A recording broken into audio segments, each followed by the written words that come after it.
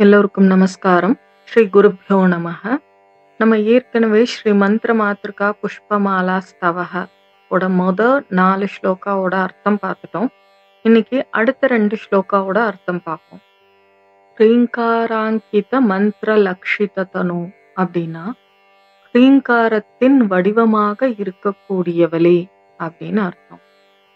Cream அப்படின்றது அம்பாலோட பீஜ மந்திரம்.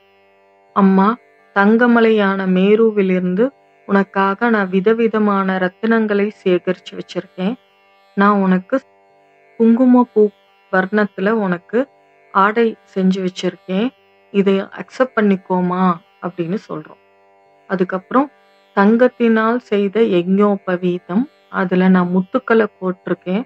அதையும் நீ எடுத்துக்கோமா. இது எல்லாத்தையும் நான் செய்யறது உன்னோட சந்தோஷத்துக்காக தான் அம்மா அப்படின்னு சொல்றோம். அடுத்த ஸ்லோகால நம்மளுக்கு நல்ல அழகா நடக்கக்கூடிய ஒரு விஷயம் அப்படின்னா அன்னநடைன்னு சொல்லுவாங்க. அந்த அன்னபக்ஷி கூட எப்படி நடக்கணும்னு உன்கிட்ட இருந்து கத்துக்கணுமா அப்படின்னா அம்பாள் அவ்வளோ அழகா நடக்கக்கூடியவங்க. ஒளிமிக்க வைரங்களை எடுத்து தங்கத்தினால் உனக்கு விதவிதமான ஆபரணங்கள் செஞ்சு வச்சிருக்கேன். ஆரம் செஞ்சு வச்சிருக்கேன். தோல்ல போடுற ஆபரணம், கையில போட்டுக்கிற வளையல், அப்புறம் குண்டலம் செஞ்சு வச்சிருக்கேம்மா. அது அழகா அசைஞ்சிட்டு இருக்கக்கூடியது. கிரீடத்துல திரை சந்திரன் சூட்டி வச்சிருக்கேம்மா. உனக்கு தலையில சூட்டக்கூடிய ஆபரணங்கள் எல்லாம் இருக்கு.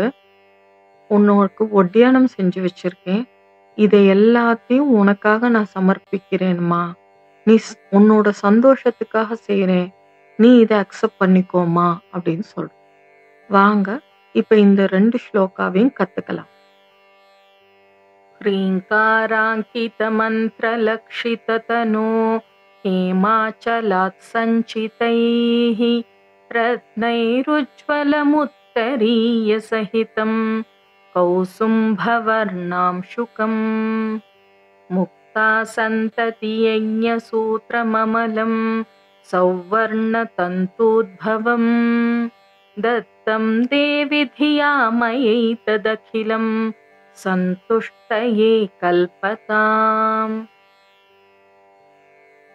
हंसैरप्यतिलोभनीयगमने हारावलीमुज्ज्वलां